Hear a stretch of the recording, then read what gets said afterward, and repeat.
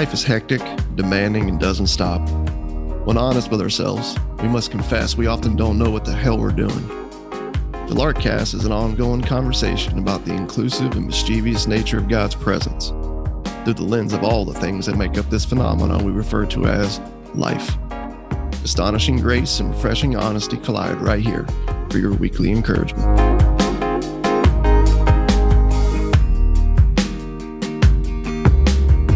Welcome back to the Larkcast.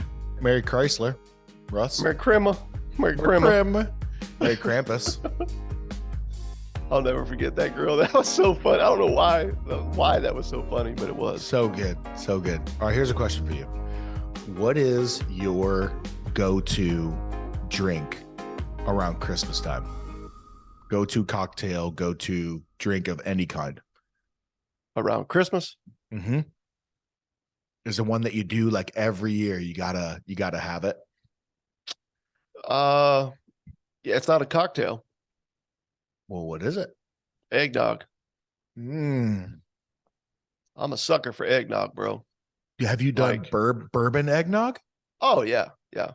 Okay. But you know me, if it comes to a cocktail, I love bourbon, I love tequila, I love scotch, but I drink it neat. The only two mixed drinks I really ever do. I've tried different ones, but the only ones that are like a norm for me in any way, which even in that are rare. If it's hot outside, I'll do like a margarita. I mean, who from Florida doesn't?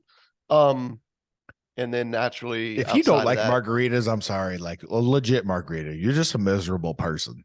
I mean, yeah, like even the coolest of the cool and the hipster of the hipster and the purest of the purest, like a good margarita, man. It's hard to beat, man. And especially if you make a glass that's really the size of a serving bowl, and then you dump like a gallon of margarita in it with like 3 or 4 straws, then that's even better.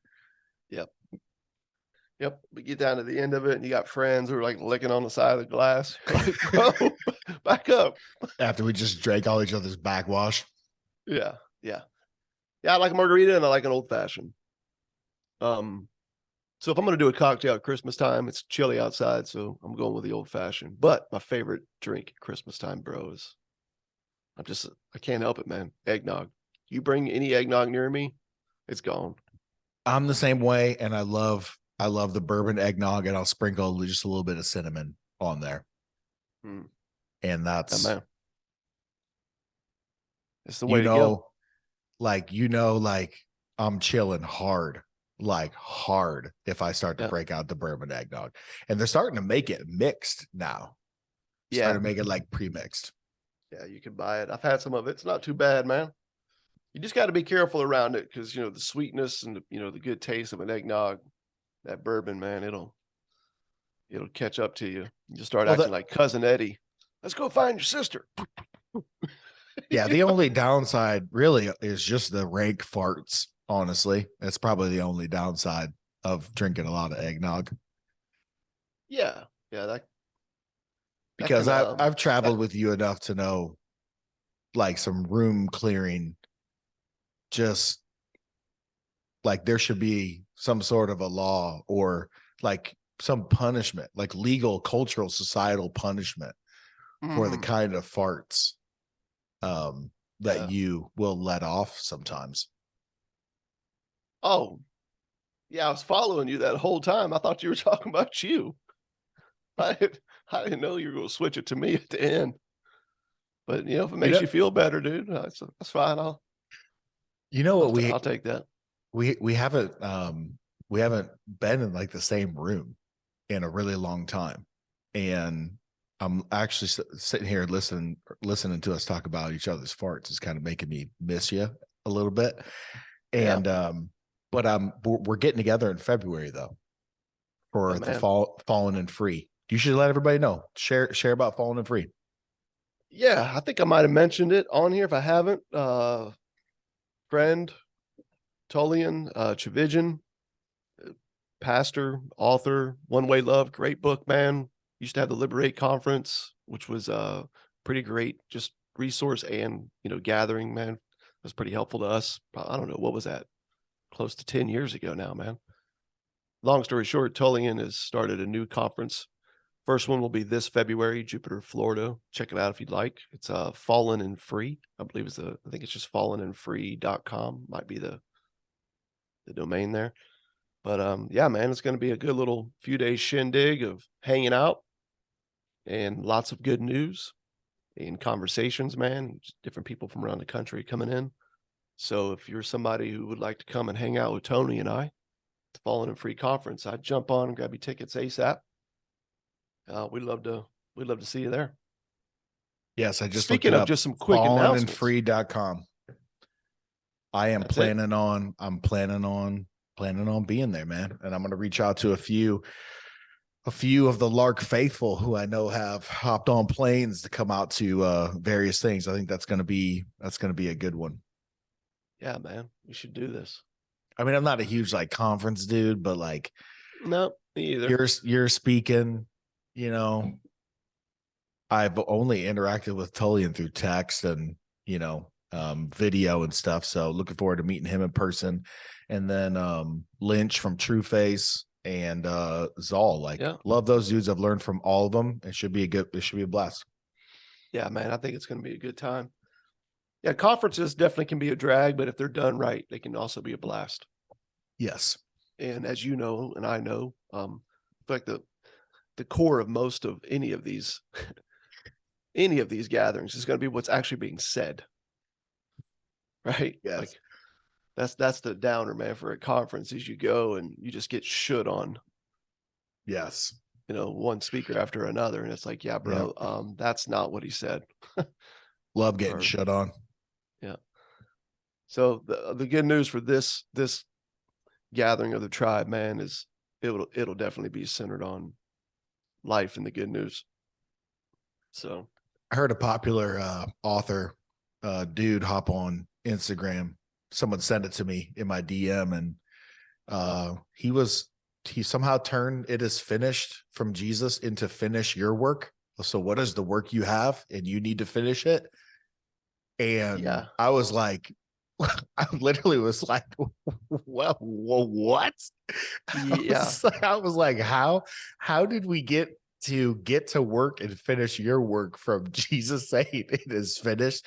And let's just go ahead and say, you know, needless to say, you're probably not going to get that application point at the Fallen and Free conference, which is why I'm signing up and going. Yeah, I saw that myself. A very popular author. Very popular. That many people go to for inspiration of the scriptures turned Jesus saying, I have done the work that you gave me and declaring it is finished on the cross into us going and doing work and finishing it. I'm like, dude, you just completely annulled the gospel. I'm like, of all of its meaning. Yes, we're not going to say one statement. We're not going to say the person's name, but his initials are Bob Goff, and we're in John chapter 12. We're moving on in the conversation today. And Russ, where are we headed today? Well, man, we're getting into some nitty gritty here. There's a lot that you could naturally unpack in John chapter 12, but we're just going to take a few key points here and really, you know, press in on those. If you've been following along with us, you know that in our last episode, we were able to really hit on a moment, a pretty beautiful moment of normalcy mixed with an extravagant display of worship, right? Amongst a very ragtag group that are following along with Jesus, and just so much to see and learn in that episode. I will say that I know we spent a good amount of time bantering at the beginning, man, but that latter 20 plus minutes of content was some of my favorite, man, that we were ever been able to get into on the Lark. It was fun. Yeah. In this setting, we're now moving into, Jesus is heading, you know, into town, right? He's heading to Jerusalem. He's you've got what's called like the triumphal entry, something that you hear talked about a lot, you know, around the Easter, right, holiday. The Messiah who's been telling everyone that my mission was to come and die. Mm-hmm. Okay. Reform is not an option. You've heard us say this a lot of times, but reform. is not an option when resurrection is your need. Hmm. And that's what Jesus has been making known to humanity. And he's now heading to deliver on his promise, and that is to give his life as a ransom, right? Hmm. For the world, to set the captives free. And these are his words, not ours. But going into this, you have this little plot where they're now saying, it's not just Jesus that needs to die. This Lazarus dude, yeah, we're gonna have to get rid of him too. He's got to go too. Yep. So if you back up a little to the end of chapter 11, you'll see where the Pharisees are, especially the head dude is like, that's it. The chief priest, right? He's like, enough. We've been trying to play the game. We've been trying to expose, what it is that we think is wrong here. We've been cornering him. There's been some moments where we've even picked up rocks and tried to stone him, and yet somehow he disappears into the crowd. But no more, right? Yeah. Gloves are coming off. We're going to pull about everything that's within our system of law, okay, for the Jewish people to put him on trial and put him to death. And we're even going to find a way to bring Rome into the mix, because not only is he saying that he's God, he's the Messiah, okay? We can use this as even him saying, well, then he's apparently also saying that Caesar isn't Lord. So, they're making their plan. I'm feeling bad for Lazarus, though. I mean, the guy's been through a lot. and, Poor dude, and man. now he's got like the whole head of the religious entourage, man, is now, put a warrant out, man, for his arrest. Like, and in their words, if you look in the beginning of chapter 12, it says many of the Jews were believing. Those numbers were growing because of what Jesus has been doing, but now also because of Lazarus. So he's gaining fame. Yes. Well, you kick your ministry off. Yeah, you kick your ministry off with, turning water into wine. And you can only kind of hear about that, through the, no pun intended, but the grapevine. And the wine gets drunk and it's gone, right? But dude, you raise a dude from the dead who's dead 4 days, and he's walking around, like showing up at the grocery store and the hardware store, like saying hey to Jim and Bob and Susie and all that, and sharing his story, and people are coming up to him and, hey man, did this for real happen? Like, yes, this for real happened. Like, that dude's got to go, because that is definitely going to be something that's pointing to the wonder and the power and the mystery of Jesus. So this is like cartel, like no witnesses, no evidence, like wrap it up in cellophane and duct tape and like just dispose of this thing, because this is not helping us at all. Yeah, they're hoping to find a local Shea Stadium and go a little Jimmy Hoffa on this deal. They brought Pesci in, and you know what I'm saying? Like, it's going down, dude. This is cornfield. Your hole's already dug. Yep. Baseball bats are coming out, and the casino. Oh, rough episode, dude. Or rough scene, I should say. Yeah. Oh man. Yeah. I remember the first time that came out, I actually had to turn away. I couldn't watch it. Oh, it's so hard. Yep. I was like, whoa, okay, can't. Yeah. Speaking of gratuitous, if you go down. Yeah, exactly. verse 19. It says right here, man. So the Pharisees said to one another, all right, so they're talking to each other, you see that you are gaining nothing, period. Look, the world has gone after him. AKA, our plan is not working. We got to up the game here. And so they're going after Jesus, and they're going after even Lazarus. But this is where it starts to get, I feel like pretty cool here. Let's check this out. Verse 20.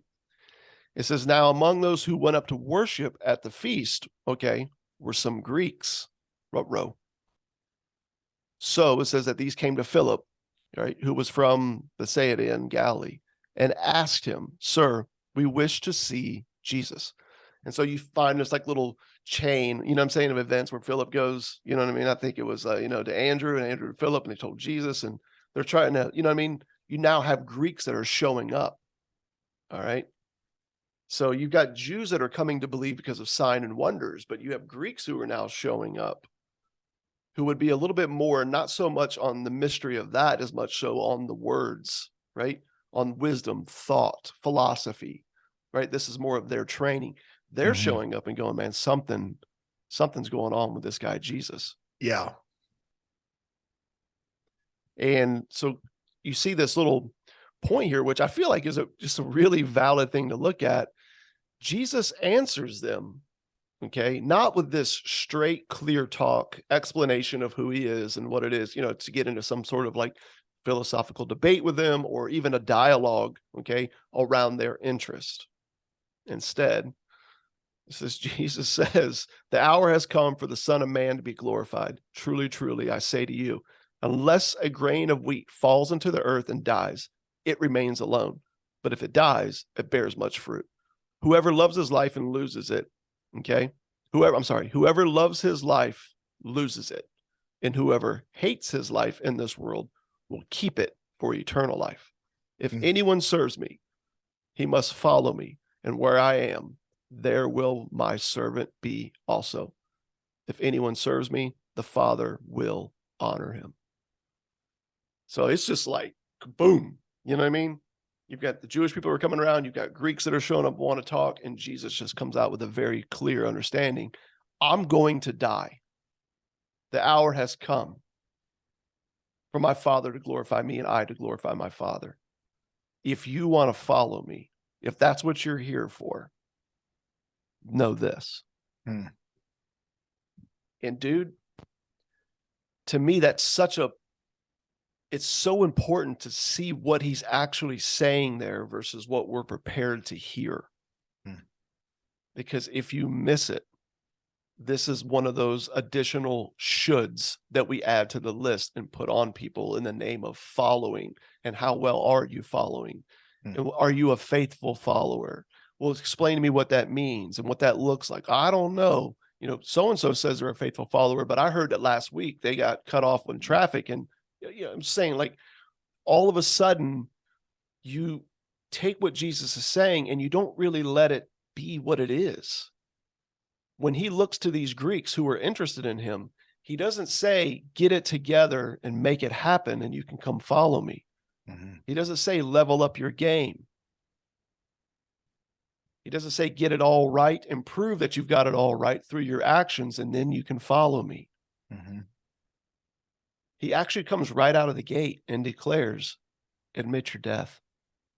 Yeah, he shares a little parable about death. Yeah, and you can follow me. In other words, he's not saying to them, get it together. He's saying right out of the gate, give up. He's not saying level up. He's saying let go. Yep. And I can just remember years of being a pastor and not really allowing this to say what it said because I needed it to say something else, and using this as another case of like Jesus really just narrowing that door, man. Really narrowing that road, dude, to those who were really serious. Yeah. And instead, he's embracing them. He's welcoming them. And his only criteria is let go. Man, these guys travel up here for this feast, for this Passover. Yeah.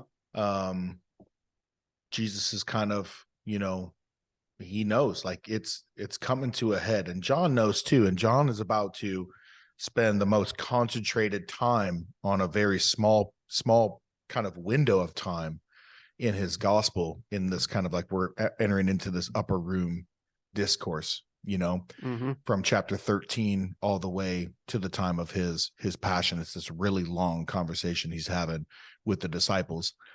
And so his mind is definitely set on the cross. Jesus knows what's going on. I mean, imagine these dudes, right? All this travel coming up. And, you would think that, a person like this would be so honored, by the intrigue of these Greeks to say like, yes, cool, I'm going to give you some time. He literally doesn't give it to him, but he just gives him a parable about death. Yeah.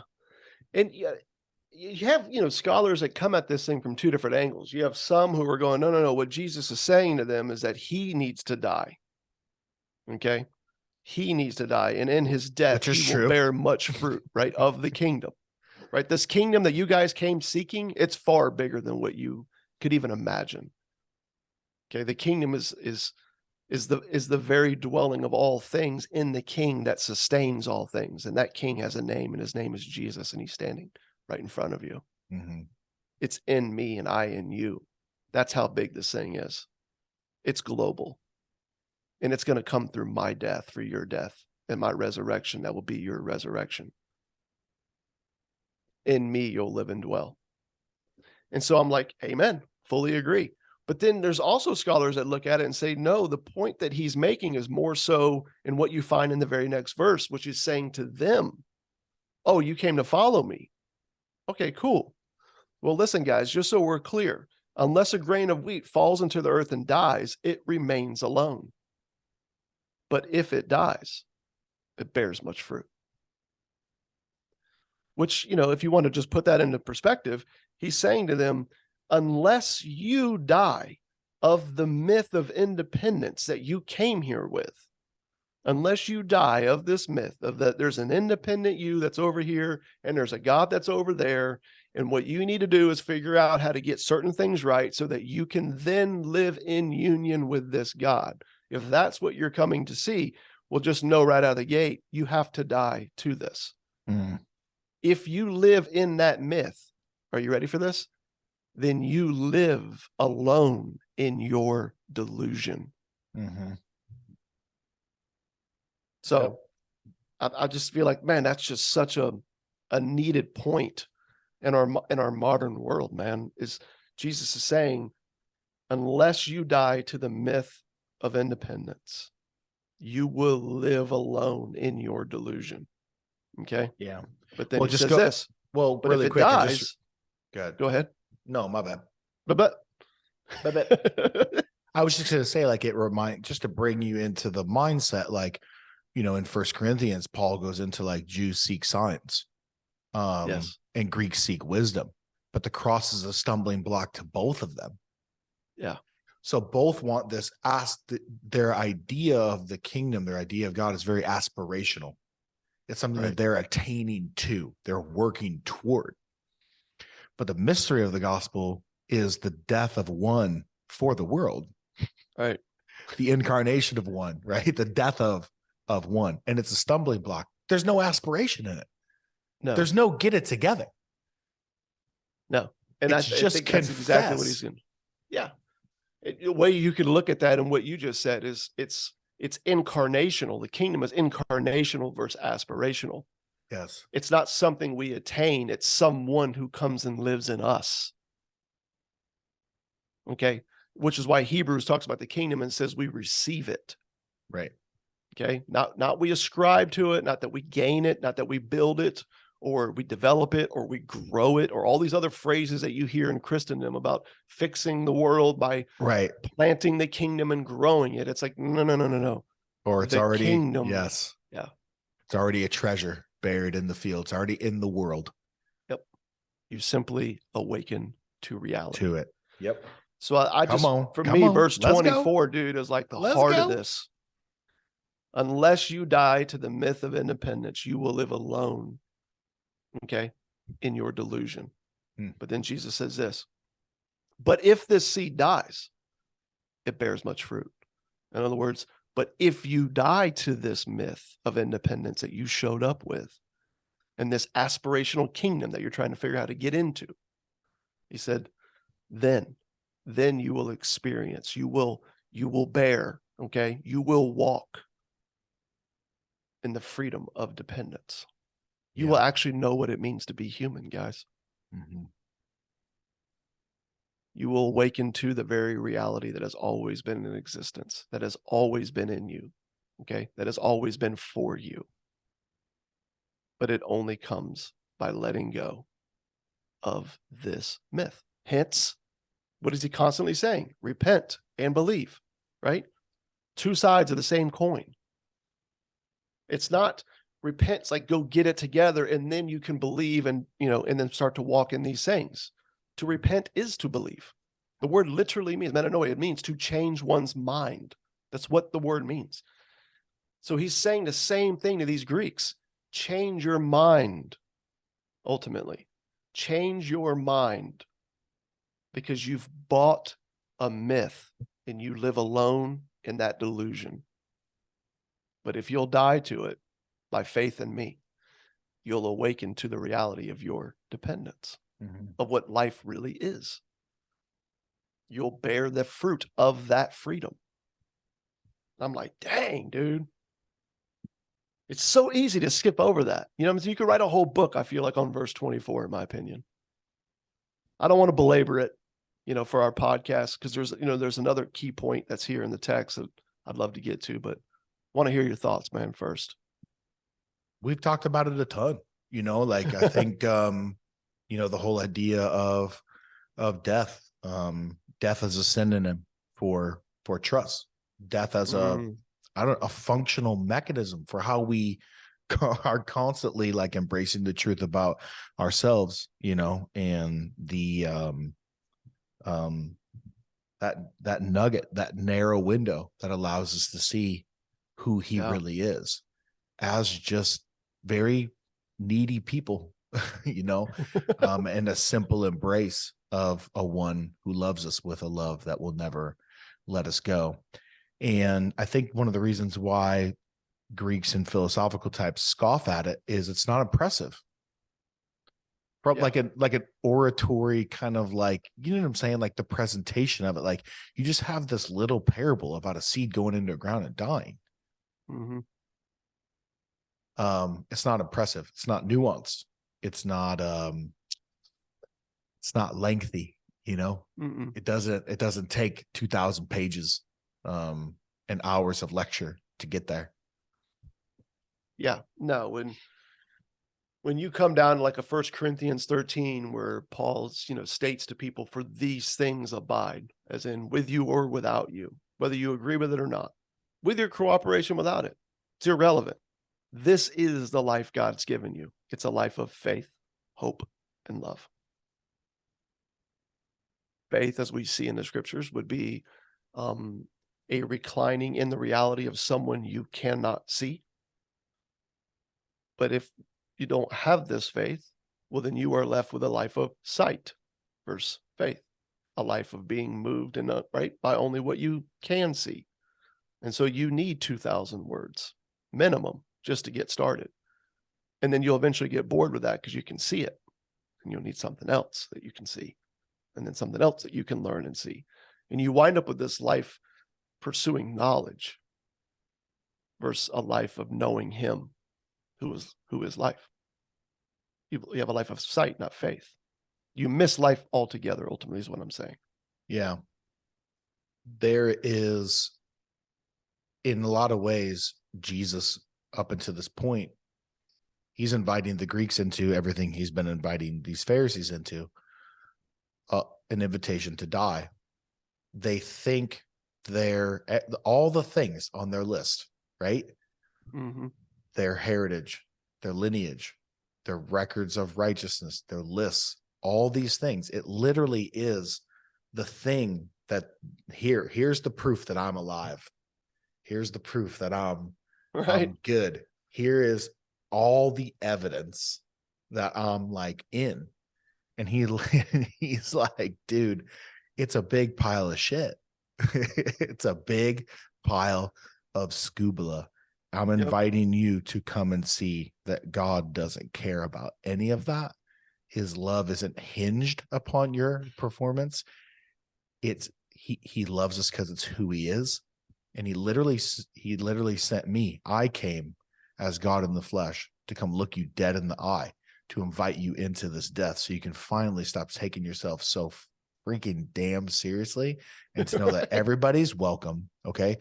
And the death of that, to like actually change your mind to the degree that everything you thought you had built your life on up until this point counts for nothing, to lose all of that, but find yourself anew, to find yourself secure, to find yourself true, the true meaning of like who you really are and who you're made to be and who you're held by. That is it's like I can't even judge because I remember going through those moments. I remember pivotal moments in my life, like embracing that. It's a hard freaking pill to swallow. And it's why he calls it a narrow gate. Yeah. Yeah. You'll be, well, it ties into what you had mentioned earlier, man, about the treasure in the field that Jesus referred to as the kingdom. The only reason why someone who discovered it was willing to go sell every single thing they owned so they could buy this field was because they found that that treasure, that king, was of greater value than everything they were holding on to. And so I think that's the journey in front of us, this journey of death and belief, right? This journey of faith, you could say, repentance. It's you're never going to let go of everything that you think matters, everything that defines who you are, until you found a greater security in the one who's already defined who you are. And I think that's what Jesus has been doing, is helping people see this and see what he's really like, so they can begin to go, wait a minute, letting go of everything over here that I think is worth so much has always been too difficult to even bear. Until now, right? Until you start to see what he's really like, and how desperate you really are. And how fitting that it's called a death, because it really is.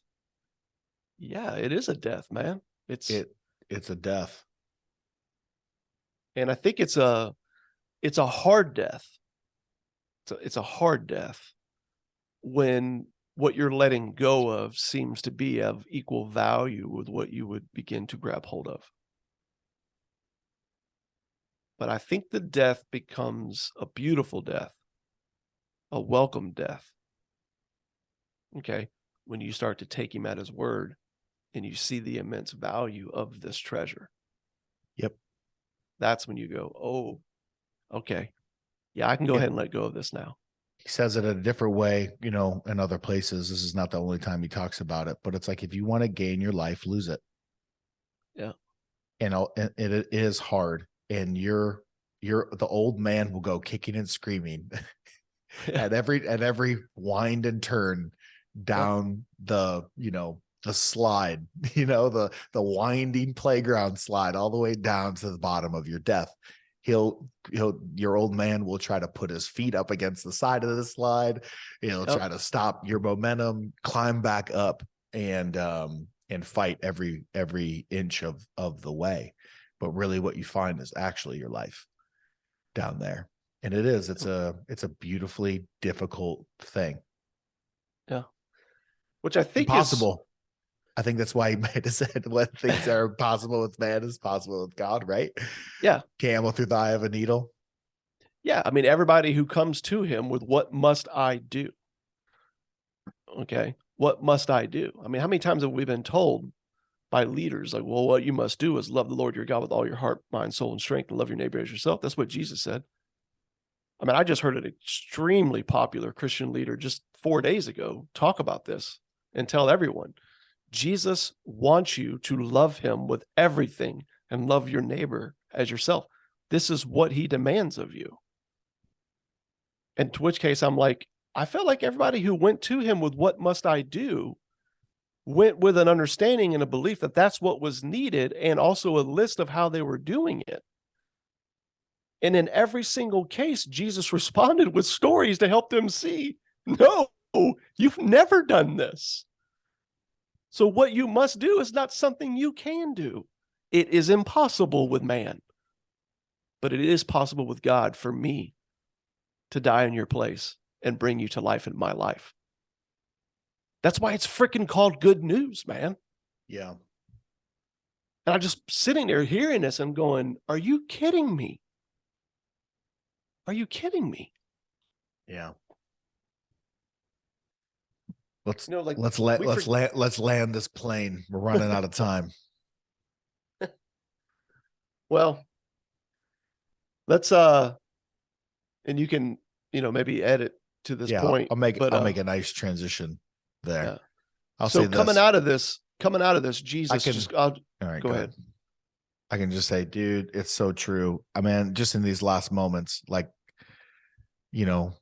just in these closing moments on this podcast, you got a little something there you dug up that is very fitting for this conversation. Yeah, it's fitting for all of us, fitting for me, man, and just being reminded of this. And so I'll just go ahead and end here, dude. We're not going to get to everything in chapter 12, but hear this, because I just feel like this ties in. Coming out of that little expose, Jesus says, listen, now is my soul troubled. And what shall I say? Father, save me from this hour? ? And it's just almost like this, no. For this purpose, he says in verse 27, I have come to this hour. So Father, glorify your name. All right. And so he's just making it known, like, man, I've come to this place to die. Okay. And there's a little like discrepancy that goes on, like, man, what's happening here? Is this an angel speaking? And Jesus answers and says, the voice has come for your sake, not mine. All right. That's at the end of verse 30. Verse 31. Now is the judgment of this world. Now will the ruler of this world be cast out. And I, when I am lifted up from the earth, he says, will draw all people to myself. And he said this to show by what kind of death he was going to die. Verse 34. It says, so the crowd answered him, we have heard from the law that the Christ remains forever. How can you say that the Son of Man must be lifted up? Who is this Son of Man? And so Jesus said to them, the light is among you for a little while longer. In other words, I've been with you. You already know who he is. Yeah. Okay. Walk while you have the light, lest darkness overtake you. AKA, delusion is real. You bought the myth. You've been living in it your entire existence. Yeah. Awaken to what is right in front of you and walk in this, or the darkness will blind it out. And he says this, for the one who walks in the darkness does not know where he is going. While you have the light, believe in the light, that you may become sons of light. So I'll just say this, man, the point of all this, I feel like he says is in verse 32, I'm being lifted up and I'm going to draw all people to myself, which totally ties into what you were talking about with the whole parable that Jesus told in Luke. I think it's like 8 about the narrow gate, all that is all like, it all comes to like a clear like fruition in this, I feel like in this chapter. And I love what, Capon says, man, just about like his way of death for our death. He said that in reference to this and to reference like Jesus talking about himself being the narrow gate, he said it's forbidding narrowness lies not in the fact that it is small, he says, and hard to find. Instead, it lies in the fact that it is so repulsive that it's hard to accept. Salvation is hard, he says, but salvation is also easy. Mm-hmm. The hardest thing about it is that it's easy. It uses such cheap, low-down methods that only the last, the lost, the least, the little in society, the people who've admitted their death, the ones that have come to the end of their virtuous ropes, only they will ever be able to grab onto it. Jesus was not kidding when he said, I will be lifted up and I will draw all to myself. And he did. What's in front of us is not needing to bring something to the table to prove that we qualify and therefore can be a part of the one who was lifted up. It's actually the opposite. Yeah. It's letting go of the myth that we needed to. And it's only those, right? Admitting that death, becoming that seed that falls into the ground and dies, in Jesus' words in verse 24. Right. That will awaken to life. Yeah, the difficulty is not that it's like some sort of like triathlon, Spartan race that only a few have, the stamina, the physical ability, the spiritual ability to complete the course. It's that all of us are so damn independent. And the invitation is to die to the life you think you have and freely embrace the one I've come to give you in myself. And that phenomena is literally impossible. Yeah, dude. Yeah. I've got a number of Christian leader friends, man, that were all high-fiving a recent quote from Mark Batterson Christian leader out of DC, who said the problem with our gospel today is that it's too cheap. It's too easy. We're letting people buy it without selling it. And they're like, yeah, people have got to get serious about this, man, and start bearing fruit and passing it on if they're going to be a disciple. Right. And I'm like, dude, you just did exactly what the Galatians were doing that Paul wrote to. Yeah. And said, I wish, this is what he told them, I wish you would just go ahead and emasculate yourself. Because what you're doing is nullifying the gospel completely. You're undoing the very message of God himself that is now blinding people to the very heart of God himself, who's already done every damn thing needed for us to live in union with him. I could keep going, dude, but let's just say this will turn into an explicit episode. So I'll stop there. Yeah. And for just sure. say cheers to the one who said, I'm coming, I'm dying, I'm being lifted up, and I'm going to draw all people to myself. And those who have come to the end of their imaginary virtuous rope, those who have awakened to the myth of this independent you, will gladly grab on to the freedom that's found only in me. Amen. And I'll add one thing to that. I agree with Batterson. It is too cheap. It is too cheap. Because grace is free. It's not cheap at all. So cheers on that to word. We're with you, free. dude. We are with you. Absolutely. Yeah. I wanted to Cheers, say when man. I saw that quote, I was like, hey, you were right. You were spot on. It's too cheap. I'm like, amen. Too cheap. Yeah. And then It's what so do? cheap. You go on and completely undo. Mm-hmm. Why? Yeah. It's cheap. It's cheap. As Steve Brown says, listen, if there was one thing that you and I had to bring to the table to purchase this grace, I love this. It would forever remain on the shelf, out of your reach for eternity. Yep. Thank God it's cheap. Thank God it's free. Till next time. Till next time. Cheers. Cheers.